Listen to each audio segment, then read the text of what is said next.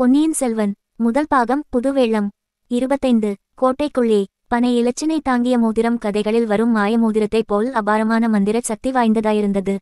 காலை நேரத்தில் பால் தயிர் விற்பவர்கள், பூக்குடைக்காரர்கள், கரிகாய் விற்பவர்கள், பழக்கடைக்காரர்கள் மற்றும் பல தொழில்களையும் செய்வோர், கணக்கர்கள், உத்தியோகஸ்தர்கள் முதலியோர் ஏக கூட்டமாக கோட்டைக்குள் பிரவேசிக்க முயன்று கொண்டிருந்தார்கள்.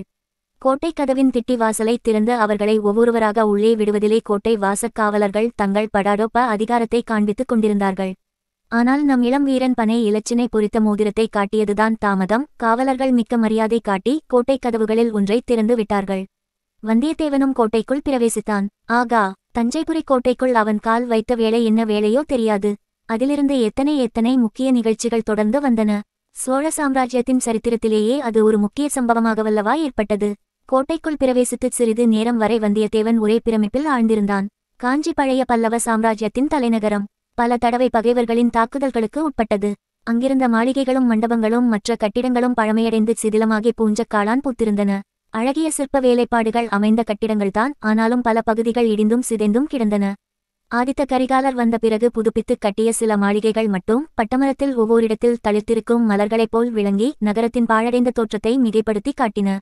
இந்த தஞ்சையின் தோற்றமோ நேர்மாறாக இருந்தது. எல்லாம் புதிய மாளிகைகள், புதிய மண்டபங்கள்.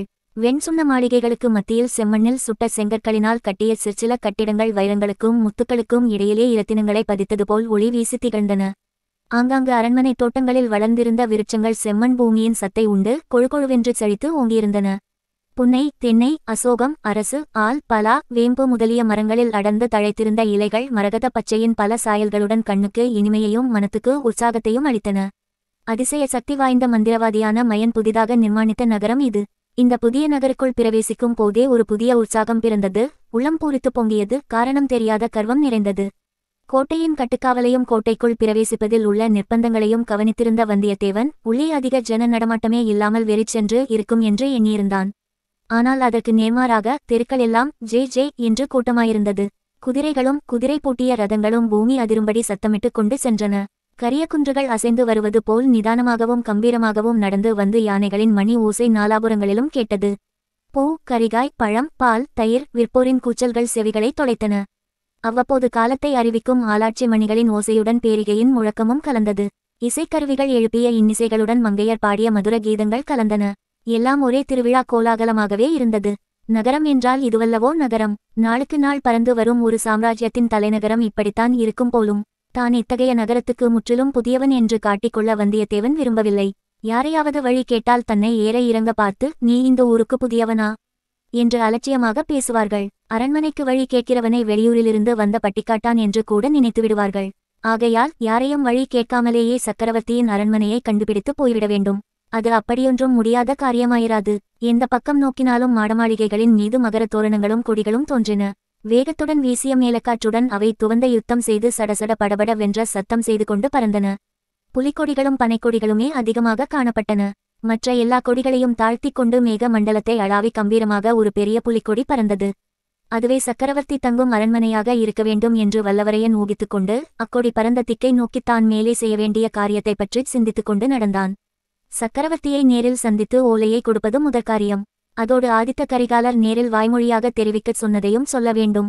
சின்ன பழுவேட்டரையரின் அனுமதியின்றி சக்கரவர்த்தியை பார்க்க முடியாது. அவருடைய அனுமதியை எப்படி பெறுவது? கோட்டைக்குள் பிரவேசிப்பதற்கு தெய்வம் துணை செய்தது. ஆனால் முழுதும் தெய்வம் வழிகாட்டும் என்றே இருந்துவிடலாமா? சக்கரவர்த்தியை பார்ப்பதற்கு நாமேதான் யுக்தி கண்டுபிடித்தாக வேண்டும். அது என்ன யுக்தி? வானர்குலத்தில் வழி வழியாக வந்த மூளையே. கொஞ்சம் வேலை செய், பார்க்கலாம். சிறிது உன் கற்பனா சக்தியை தட்டிவிடு. காவியம், கவிதை எழுதுவோருக்கு மட்டும் கற்பனா சக்தி தேவை என்பதில்லை. உன்னைப்போல் இராஜாங்க காரியங்களில் ஈடுபட்டவர்களுக்கும் கற்பனா சக்தி வேண்டும். எங்கே உன் கைவரிசையை காட்டு, பார்க்கலாம். பெரிய பழுவேட்டரையர் இன்னும் கோட்டைக்கு வந்து சேரவில்லை என்பதை வந்தியத்தேவன் உறுதிப்படுத்திக் கொண்டான். கோட்டை வாசலை தாண்டி உள்ளே வந்ததும் அங்கே உள்புறத்தில் நின்ற காவலன் ஒருவனிடம், ஏன் அப்பா, பழுவேட்டரையர் திரும்பி வந்து விட்டாரா என்று கேட்டான். யாரை கேட்கிறாய் தம்பி? சின்னவர் அரண்மனையில்தான் இருக்கிறார். அதே எனக்கு தெரியாதா? நடுநாட்டுக்குச் சென்றிருந்த பெரியவரை பற்றித்தான் கேட்கிறேன். ஓ, பெரியவர் நடுநாட்டுக்கா சென்றிருந்தார்? அதே எனக்கு தெரியாது. நேற்று மாலை இளைய ராணியின் பல்லக்கு திரும்பி வந்தது. பெரிய அரசர் இன்னும் வரவில்லை. இன்று இரவு திரும்பக்கூடும் என்று செய்தி வந்திருக்கிறது என்றான் காவலன். இது நல்ல செய்திதான். பெரிய பழுவேட்டரையர் திரும்பி வருவதற்குள்ளே எப்படியும் சக்கரவர்த்தியை பார்த்து ஓலையை கொடுத்தாக வேண்டும். அதற்கு என்ன வழி? வந்தியத்தேவனுடைய மூளையில் ஒரு யோசனை உதயமாகிவிட்டது. அந்த கணமே அவன் முகத்தில் கவலைக்குறி மறைந்தது. குறும்பு புன்னகையும் குதூகல மலர்ச்சியும் தோன்றின. சக்கரவர்த்தியின் அரண்மனையை அணுகுவதற்கு அவன் அதிகமாக அலைந்து திரிய வேண்டியிருக்கவில்லை. பெரிய புலிக்கொடியை பார்த்து கொண்டே போனான். விரைவிலேயே அரண்மனை முகப்பை அடைந்துவிட்டான். ஆகா, இது எத்தகைய அரண்மனை! தேவலோகத்தில் தேவேந்திரனுடைய அரண்மனையையும் உஜ்ஜயினி நகரத்து விக்ரமாதித்யனுடைய அரண்மனையையும் போல அல்லவா இருக்கிறது. அந்த முன்வாசல் மண்டபத்து தூண்களில் செய்திருக்கும் சிற்ப வேலைகளின் அற்புதம்தான் என்ன! ஒவ்வொரு தூணிலும் செதுக்கியிருக்கும் குதிரை முன்கால்களை தூக்கிக்கொண்டு அப்படியே பாய்வது போல இருக்கிறதே. அரண்மனையை அடைவதற்கு பல பாதைகள் நாலா திசைகளிலிருந்தும் வந்தன. ஒவ்வொரு பாதை முடிவிலும் 2 குதிரை வீரர்களும் சில காலாள் வீரர்களும் நின்றார்கள். அவர்களண்டை நெருங்கி வராமலே அவ்வீதிகளில் நடமாடிய ஜனங்களில் பலர் திரும்பி போய்விட்டார்கள். ஒரு சிலர் அவர்கள் கிட்ட வந்து சற்றே நின்று அரண்மனை முகப்பை ஏற்றி பார்த்துவிட்டும் புலிக்கொடியை அண்ணாந்து பார்த்துவிட்டும் போனார்கள். அதிக நேரம் நின்று கூட்டம் சேரும் போலிருந்தால் காவலர்கள் கையினால் சமிக்ஞை செய்து அவர்களை போகும்படி செய்தார்கள். கூட்டங்கூடி நின்றவர்கள் இறைந்து பேசாமல் காதோடு மெல்ல பேசிக்கொண்டார்கள். வந்தியத்தேவன் மற்றவர்களைப் போல் சிறிதும் தயங்கி நிற்கவில்லை. வேகமாகவும் மிடுக்காகவும் நடந்து சென்று அரண்மனை பாதை காவலர்களை நெருங்கினான். உடனே 2 குதிரைகளும் முகத்தோடு முகம் உராயும்படி வழிமறித்து நின்றன. குதிரை மேலிருந்தவர்கள் கீழே நின்றவர்கள் அனைவருடைய வேல்களும் முனையோடு முனை பொருந்தி வழியை அடைத்தன. வந்தியத்தேவன் தன்னுடைய மந்திர மோதிரத்தை நீட்டினான். அவ்வளவுதான். அதை பார்த்தவுடனே அவ்வீரர்களின் முடுக்கும் பெருமிதமும் அடங்கின. ஒருவர் பின் ஒருவராக 3 பேர் மோதிரத்தை உற்று பார்த்தார்கள். சரி, வழி விடுங்கள் என்று ஒருவன் சொன்னான். 2 வேல்கள் உடனே அகன்று நின்று வழிவிட்டன. வந்தியத்தேவன் மிடுக்குடன் நடந்து சென்றான். ஆயினும் என்ன, இன்னும் எத்தனை காவல்கள் இப்படி உண்டோ? சின்ன பழுவேட்டரையர் எங்கே இருக்கிறாரோ? எப்படி விசாரிப்பது? யாரிடம் கேட்பது? சின்ன பழுவேட்டரையரின் அனுமதியின்றி சக்கரவர்த்தியை பார்க்க முடியாது. இந்த பெரிய விஸ்தாரமான அரண்மனையில் நோயாளியான சக்கரவர்த்தி எந்த இடத்தில் இருக்கிறாரோ? அதைத்தான் எவ்விதம் தெரிந்து கொள்வது? தனக்கு பின்னால் சிலர் கூட்டமாக வருவதை அறிந்து வந்தியத்தேவன் திரும்பி பார்த்தான். ஆம், 10-15 பேர் கும்பலாக வந்து காவலர்களருகில் நின்றார்கள். அவர்கள் உயர்ந்த பட்டு பீதாம்பரங்கள் தரித்திருந்தார்கள். முத்துமாலைகள், மகரக்கண்டிகள், காதில் குண்டலங்கள் அணிந்திருந்தார்கள். சிலர் நெற்றியில் திருநீரும் மற்றவர்கள் சந்தனம், குங்குமம், சவ்வாது பொட்டும் இட்டிருந்தார்கள். ஆ, இவர்களை பார்த்தால் புலவர்களைப் போல அல்லவா இருக்கிறது?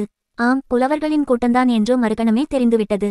காவலர்களில் ஒருவன், அவர்களுடைய தலைவனாயிருக்க வேண்டும், கவிராயர்கள் வந்திருக்கிறார்கள், வழி விடுங்கள் என்று சொன்னதுடன் ஒரு வீரனை பார்த்து, சின்ன பழுவேட்டரையர் ஆஸ்தான மண்டபத்தில் இருக்கிறார், அவரிடம் கொண்டு போய்விடு என்றான். புலவர்களே, ஏதாவது பரிசு கிடைத்தால் போகும்போது இந்த வழியாகவே திரும்பிச் செல்லுங்கள், பரிசு கிடைக்காவிட்டால் வேறு வழியாக போய்விடுங்கள் என்று மேலும் அவன் சொன்னதைக் கேட்டு மற்றவர்கள் சிரித்தார்கள். சற்று நின்று இந்த சம்பாஷணையை கேட்டுக்கொண்டிருந்த வந்தியத்தேவன் பழம் நழுவி பாலில் விழுந்தது என்று எண்ணிக்கொண்டான். இந்த புலவர்களுடனே போனால் சின்ன பழுவேட்டரையர் இருக்குமிடம் போய்ச் சேரலாம், யாரையும் வழி விசாரிக்க வேண்டியதில்லை. பிறகு நமது சாமர்த்தியம் இருக்கிறது, அதிர்ஷ்டமும் இருக்கிறது. இவ்வாறு எண்ணியபடியே புலவர் கூட்டத்துடன் சென்றான்.